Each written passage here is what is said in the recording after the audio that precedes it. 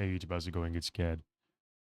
I used to have a pretty decent Twitch account going. I used to stream every day. This was like 5 years ago, back when I had the free time too. But I have nothing to show for it. This channel, almost none of the content I make is from those streams. I mean, my power scaling mascots video, and I used to have a Bed Wars video up on this channel that was from my streaming days, but not anymore. Um, with that said, I want to tell you guys about the biggest mistake I learned, which was about how to actually grow on Twitch and have an audience that I guess grew organically with you. Now, obviously, I don't know what the hell I'm talking about because I only had like what? I had 1,000 followers, but let's be frank here. I think half of those were botted. Um, there are two ways to grow as a streamer, and I'm sure you guys like you can break it down into two different ways, right? We have the active method and the passive method. Um, you need a combination of both if you are a streamer. The active method is the more fun one. That's you basically being live on Twitch, talking to chat, interacting with people, you know, hosting, creating events, giving yourself value while you're streaming, right? That's why it's called active. Passive is just discovery. It's your VODs, your clips, your everything that goes on that you do without being live. That's your passive stuff. And I think that a lot of streamers, especially the newer ones, ignore this passive thing and focus solely on the active. I certainly did that when I was a streamer. All I would do was go on OBS, turn it on, and stream for like 3, 4 hours a day. And that was it. And it grew me a decent audience. The problem was that, I did not focus on giving back to this passive stuff. The best way to think about this is like paying dividends or 401k, but we'll talk about that in a second. First, I want to tell you guys sort of in a graph method. This is what would happen if you were live 24/7 and had the same kind of growth that you always had while streaming. You notice that you're not going to stream for very many hours in the day. If I stream for 3 hours a day personally, that's a lot. Some streamers do less; they'll do like two. Some will do like 20 or 10, something ridiculous. I know Tifu had some like predatory contract where he had to stream 10 hours a day. Regardless, even if you're streaming 10 hours a day, remember there's like 24 hours. You're gonna give three. You're gonna give already a third away to sleeping. So now you have 16 hours of waking time, and if you are insane, you'll do a little more, but you can't consistently. You got 16 hours of time. Eight is definitely going to be passive. You can't do anything about these 8 hours. So if you were to stream all 16 hours, I promise you'd be a miserable bastard because that's all you would do. Um, if you were to invest in your passive streaming brand business type thing, I promise you would be able to capitalize on all 24 hours of the day as far as content's considered because it's out there on the internet. I'm going to tell you guys a method on how to do that in just a second. But I want to tell you guys about what Twitch already gives you because Twitch is actually a pretty nice platform for growth. You have streams, VODs, and clips, right? Streams are, well, you're streaming on the platform, duh. VODs are your video on demands. Basically, after you're done streaming, Twitch gives you the ability to upload VODs to your channel. Say yes, always have your VODs up. It just gives the people in your audience who are stumbling by your channel a reason to check it out. And then clips are like your little shorts, your reels and stuff that come from the stream. A lot of bigger streamers focus on clips. I don't want you to, if you're smaller, focus on the VODs. You can focus on the clips too, I guess, but really pay attention to these VODs because they go away in 2 weeks. And that, if you don't capitalize off the content from these VODs, they go away forever.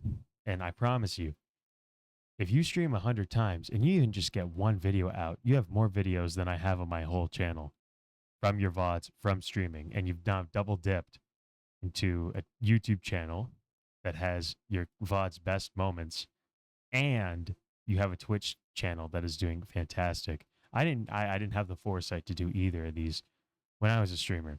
But here's what the pipeline looks like. You don't want to keep these VODs on Twitch because, again, gone in 2 weeks usually. So you want to have this little pipeline. It's a pretty straightforward pipeline. You go on Twitch, you get your VOD, then you throw it in whatever video editor you want. For me, I use Premiere Pro because I get it paid for because I'm a student. And you use a photo editor of your choice. I use Paint.net. Um, Shout out to Paint.net. That's what we are using right now, eh? And then you get your thumbnail, you get your final video. If you want to be like one of those streamers that does these long ass videos, go for it. Otherwise, make it short, make it sexy, and then boom, YouTube, and then let it sit and let it rest and let it marinate your audience for you. And you'd be surprised at the growth that you're going to see. I see a lot of growth on my channel as far as watch time and things. I think if you consolidated all the hours I spent making VODs or making streaming, if you consolidate all the hours I spent streaming and all the people that watched with me, I think we'd still have more hours on my YouTube channel that I have like 1/10 of the following on. We still have more watch time on the YouTube channel than on any other source of media. And I think it's by a long shot too. If I look at the numbers, I'll probably be stunned. But yeah, lots of watch time that you're missing out on by not just throwing your stuff in a video editor. Now, this leads to you also needing to sort of change your streams into having a YouTube idea baked in. Ludwig talked about this when I first started streaming, and it was something that was sat with me. Have a video idea, like for me and Nick, we ranked mascots, right? That ended up being a dumb idea. Things you could also do are like tier lists. I know Metro from Deadlock. You know, some people don't like Metro. Whatever. Metro does tier lists and he does those on stream. Ido does that too. If you play games, tier list, that's a pretty easy one. You could also do collabs. I think Jinxie's really good at these collaboration streams that he turns into videos. Um, yeah, really find ways to turn the stream into YouTube content. Have this idea sort of in your mind of, oh, we're going to get a nice video idea and use the streams as sort of your recording. So I think Ludwig, another good example for him would be playing GeoGuessr with Rainbolt and just showing that he's absolutely cracked out of his mind. Like I said, the possibilities are really endless as far as having a YouTube video idea. But the point that I'm trying to get across here is don't boot up a stream and just think to yourself, okay, I'm going to play Elden Ring, I'm going to talk to chat, and I'm going to call it a night. Really have this idea, this I got to be careful with how I drop my light bulbs here. Wasn't it like, and those look like the light bulbs that you buy, and they sort of have this black end thing here, and boom, boom. Yeah, that looks like a light bulb. I know some folks like they have like this coil, and wow, that's not bad. That's not bad for a guy who can't do art for shit. Find your light bulb, but it'll click to you. You know, if nothing else, um, go watch Ludwig or Ludwig's the best example. I always revert to him or any of your top streamers and just see how they've turned their streams into videos, and then you can do it from an audience as small as one viewer or zero viewers. You know, some streamers have the luxury of letting chat be able to do things like dictate your haircut or, you know, play things in your IRLs that like on your IRL speaker that's like a bomb threat, and then you know you get a sick clip out of that. As someone smaller, I think the best idea is to either come up with challenges. Oh my gosh, I can't spell for shit. Tier list. And then the third best idea, you got challenges, tier lists. And honestly, if you want to do like a collaboration or something like that, that would also work too. Collabs are going to be a little bit harder. Stick to challenges, stick to tier lists, stick to ranking things, because it also just gives you a structure to sort of build upon. But yeah, the core principle here is have an idea for a video always on your streams. It will take 10 minutes of preparation and it will whoop ass. So, how to stream in 2026, given the ball knowledge I've given you. If before you were somebody that would just boot on your stream for 3 hours, you have 3 hours of blocked time for streaming. Break it up like this.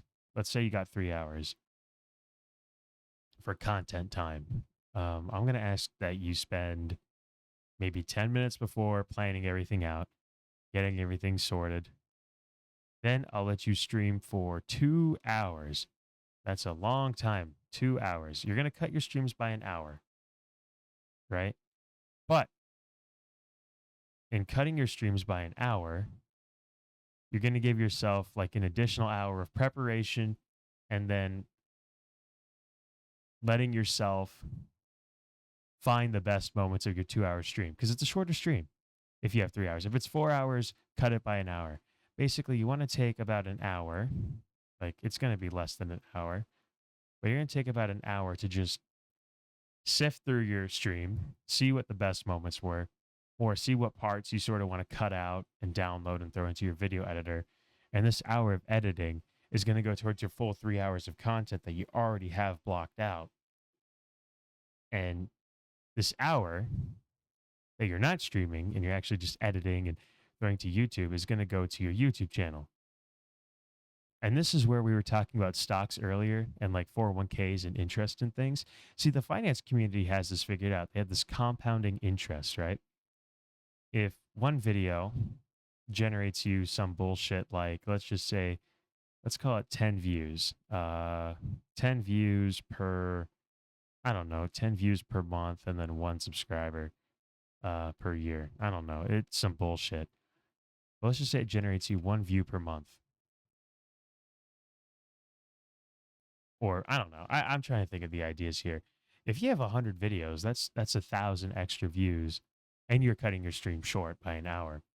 That'll also just make you like streaming more. Trust me. But yeah, if you have like 100 videos, and your watch time isn't ridiculous, and you can still make shorts out of those videos, I mean, I don't know what to tell you, man. I'm spitting free game here. As far as streaming for YouTube, like seriously, this hour will add up. And if you're not streaming with like a long-term goal in mind and you're not building this brand outside of your active time and into your passive time, you're playing the game wrong, man. The Twitch, when I started, I thought it was really easy because all I did was I just turned on my shit and I would just yap to the cameras. I have nothing to show for it. I made a mistake 5 years ago. I still live in that mistake and I'm building my shit now. So hopefully it kicks ass. But yeah, this is basically what I wanted to tell everyone. Like I've been trying to scream this from the mountaintops. Um, Make sure you invest in the passive video stuff. I have shorts that I made on videos from over a year ago that are still bringing me in like a few hundred views a month. And I'm a small channel. I have 134 subs. It's big by my standards, but it's small by probably your standards. So I'm very grateful for all 134 subs. But I can't deny the fact that like taking the extra time to make more videos has paid me almost exponentially. I doubled my viewership and my subscriber count last year from what like the previous 8 years I was on YouTube. I don't know, it was ridiculous. But yeah, please don't neglect this. Stream for YouTube. Cut your streams by an hour so you can cut everything. Even if you just make a separate YouTube channel just for your VODs and you throw them all in there, it will pay you dividends in the future. Trust me. Remember this flow. Twitch, VOD, video editor, final video. Go to your photo editor, create a thumbnail, upload it to YouTube. And with that, I haven't done a signature in a while. I have been Ed. Thank you so much for watching, and I'll catch you guys in the next one. Remember, tell your mom you love her. because you don't know how much time's left. Peace.